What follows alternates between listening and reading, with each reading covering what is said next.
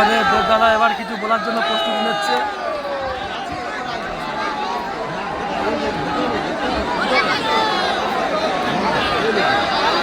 নমস্কার, আসসালামু আলাইকুম।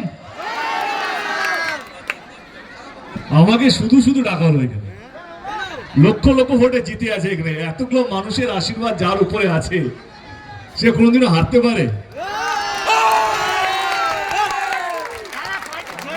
ভীষণ ভালো লাগলো কে আপনাদের মাঝখানে এসে। সৌমিতা একটু আগে বললেন কি 2021-এও আমি এসেছিলাম বিধানসভা নির্বাচনের সময়। ভালো লাগছে কি মানুষের ভালোবাসা, মানুষের বিশ্বাস এখনো আমাদের দলের প্রতি এবং আমাদের দলের নেতা কর্মীদের প্রতি এবং বাপিদার প্রতিও আছে। আর মাত্র শেষ দফা নির্বাচন, তাই তো? আমাকে জিজ্ঞেস করে আমার মনে হয়েছিল 25শে মে আমার নির্বাচন শেষ, মানে আমার ছুটি। এবার আমি বাড়িতেই ছিলাম, হঠাৎ করে ফোন আসে না এখানে যেতে হবে। 3 মাস ধরে নির্বাচন চলছে। আপনারাও ভাবছেন তাড়াতাড়ি নির্বাচনটা শেষ হোক, তাই তো? হ্যাঁ, আসছি আসছি আসছি।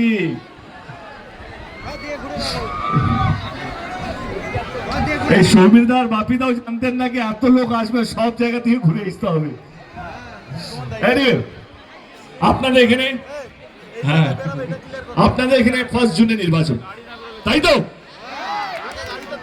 আমি বলবো নাকি আপনারা কাকে ভোট দেবেন, নিশ্চয়ই দেবেন বলে এখানে এসেছেন, তাই তো? আগে নির্বাচন আমার কাছে কি জানেন, বিশ্বাস। কি আপনি কোন দল কোন প্রার্থীকে বেশি বিশ্বাস করবেন? হ্যালো, নির্বাচন না, এটা দাও, সাউন্ড কার কাছে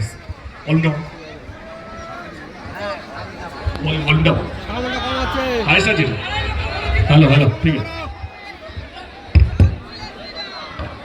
নির্বাচন আমার কাছে হচ্ছে আপনারা কাকে বেশি বিশ্বাস করবেন, কোন দল কোন নেতাকে বেশি বিশ্বাস করবেন। যারা প্রতিশ্রুতি দেয় নির্বাচনের আগে, নির্বাচন জেতার পর তারা প্রতিশ্রুতি রাখে, তাকে বিশ্বাস করবেন, না শুধু যারা ভোট নেয়, ভোট নিয়ে পালিয়ে যায়, তাকে বিশ্বাস করবেন। আমি আজ অব্দি গত 10 বছর ধরে দিদির আশীর্বাদে, অভিষেক বাবুর ভালোবাসায় 10 বছর হয়ে গেছে আমার সকল রাজনীতি জীবনে। আমি কোনোদিনও আমার মঞ্চ থেকে বিরোধী দলকে আক্রমণ করিনি, তাদেরকে ছোট করে আমার দলকে বড় করিনি বা আমার প্রার্থীকে বড় করিনি। কারণ আমার মনে হয় যেই দল কাজ করবে মানুষ তাকে ভালোবাসবে, মানুষ যদি ভালোবাসে মানুষ তাকে ভোট করবে।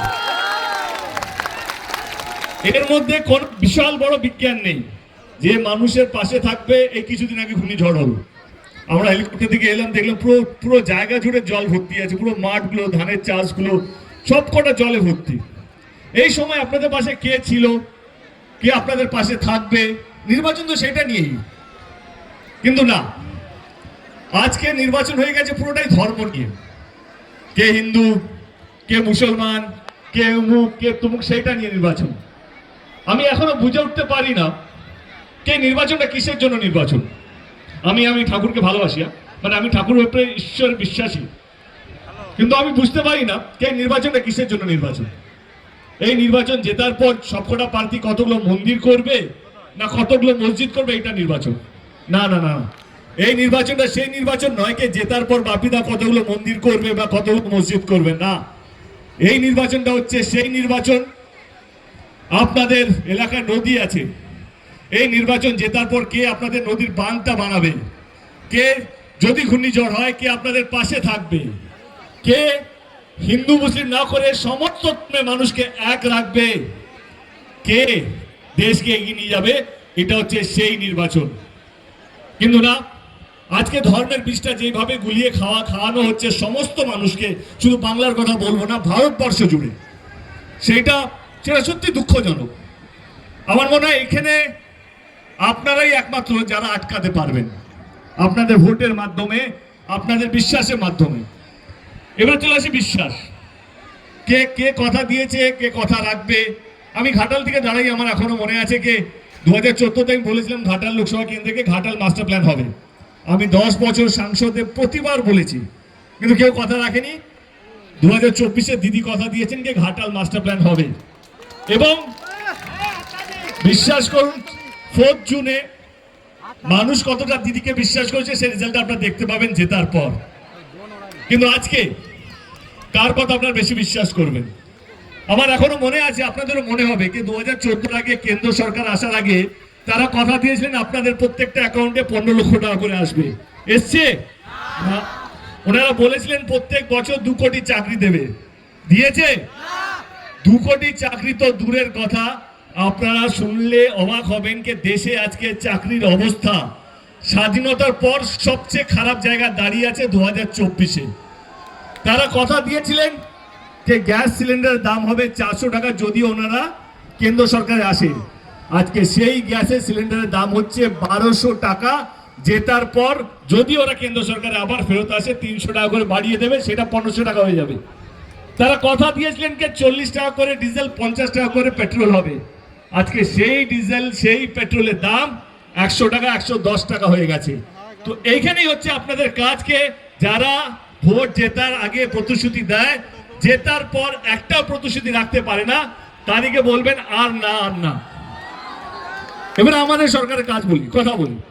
যদি 2021-এ নির্বাচন আমি প্রচার করতে এসেছিলাম পাথর প্রতিমাতে, আমরা বলেছিলাম যে আপনারা যদি ভোট দেন তাহলে আমরা 2টো প্রকল্প নিয়ে আসবো।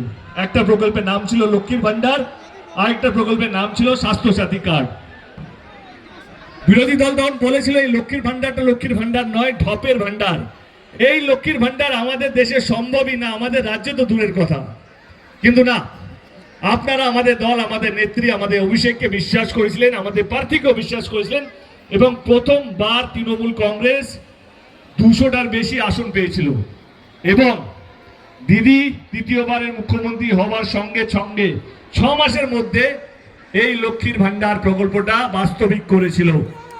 এবং যেই লক্ষ্মীর ভান্ডারটা 500 টাকা দিয়ে শুরু হয়েছিল, আজকে সেই লক্ষ্মীর ভান্ডারটা 1000 টাকা এবং 1200 টাকা পাওয়া যাচ্ছে। তো আপনারা কার গ্যারান্টিকে বিশ্বাস করবেন? কাকে বেশি বিশ্বাস করবেন? হ্যাঁ, এইটাই হচ্ছে কথা। কে যেই দল মানুষকে এক রাখে, যেই দল ভোটের আগে হিন্দু মুসলিম করতে হয় না, যেই দল প্রত্যেকটা শ্রেণীর মানুষকে নিয়ে ভাবে। কথার কথাই যে একটু আগে বাপিদা বলছিল 100 দিনের কাজের টাকা, এই 100 দিনের কাজের টাকা রোজগার কারা করে? যারা অত্যন্ত গরিব মানুষ, যারা এই 100 দিনের রোজগার নিয়ে তাদের সারা বছরের সংসার চলে, তাদের ঈদ, তাদের পুজো, তাদের ছেলে মেয়েদের পড়াশোনার স্বপ্ন, সমস্ত কিছু এই 100 দিনের টাকা দিয়ে চলে, রোজগার দিয়ে। সেই 100 দিনের টাকা কেন্দ্র সরকার 2.5 বছর ধরে বন্ধ করে রেখেছে। কিন্তু না, আমাদের নেত্রী তাদের পাশেও দাঁড়িয়েছে এবং 100 দিনের টাকা সেটা এখন রাজ্য সরকার দিচ্ছে সবাইকে। তাহলে কোন সরকারের হাতটা শক্ত করবেন? যেই সরকার মানুষকে নিয়ে ভাবে, যেই সরকার সমস্ত ধর্মকে নিয়ে মানে, সেই সরকারই তো হাত শক্ত করা উচিত। আমি আপনাদেরকে রাজনীতি বোঝাতে পারবো না, কারণ আপনারা আমার চেয়ে অনেক বেশি রাজনীতি বোঝেন। রাজনীতি মানেটা কি? আমার আপদে বিপদে সমস্যায় আমি যাকে ভোট দিয়েছি সেই দলের কর্মী, সেই দলের নেতা, সেই দলের মুখ্যমন্ত্রী যদি হয় শ্রেষ্ঠ নেতা, তারা যেন আমার পাশে থাকে।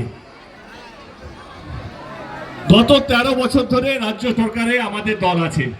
এই 13 বছর ধরে বিভিন্ন প্রকল্পের মাধ্যমে মানুষকে আগলে রেখেছে। সে কন্যাশ্রী হতে পারে, বিভিন্ন রকমের প্রকল্প। এইটুকু আবেদন করবো যে 1 জুন আপনাদের এখানে নির্বাচন, আপনাদের প্রত্যেকটা ভোট যেন উন্নয়নকে নিয়ে যায়,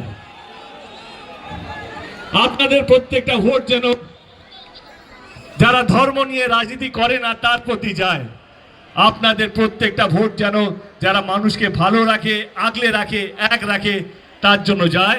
আপনাদের প্রত্যেকটা ভোট যদি মনে হয় আপনাদের, তাহলে আমাদের যিনি প্রার্থী বাপিদার প্রতি যেন যায়। ভালো থাকবেন। এখন আজকে অনেকগুলো সভা আছে, আমাকে এখানে বিদায় নিতে হবে, কিন্তু ভীষণ ভালো লাগলো আপনারা এত সংখ্যায় এলেন এবং বাপিদার প্রতি, দলের প্রতি এবং আমাদের নেত্রীর প্রতি যে আপনাদের ভালোবাসা এবং যা কি বলবো এত বিশ্বাস, তার জন্য মাথা নিচু করে আপনাদের সকলকে ধন্যবাদ। ভালো থাকবেন। যদি আপনারা মনে করেন যে বাপিদাকে ভোট দেবেন, তাহলে ইভিএম মেশিনে কত নম্বর বাটন ছিল? কত কত 3 নম্বর ইভিএম মেশিনে বাটনটা টিপে আপনাদের প্রিয় প্রার্থীকে বিপুল ভোটে জয়যুক্ত করবেন। ভালো থাকবেন, ধন্যবাদ। Thank you so much. সাবধানে বাড়ি ফিরবেন, দেখা হবে খুব শীঘ্রই। ধন্যবাদ।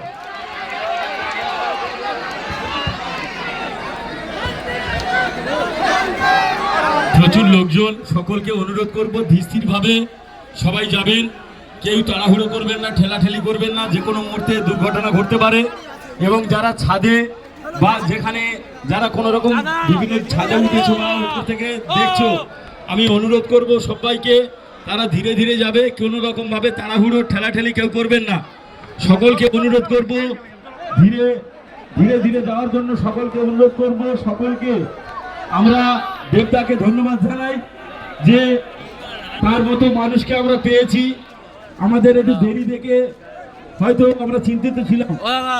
মায়েদের একটু বলবো একটু দাঁড়িয়ে যেতে, মায়েরা একটু দাঁড়িয়ে যাবেন। দেবদা গাড়ির মধ্যে প্রবেশ করেছে, কেউ দেবদার হাতে হাত টাচ করার জন্য ঠেলাঠেলি করলেও পারবেন না, কারণ তার অন্য জায়গায় প্রোগ্রাম আছে, আবার তার কাকদ্বীপ আছে, মন্দির বাজার আছে।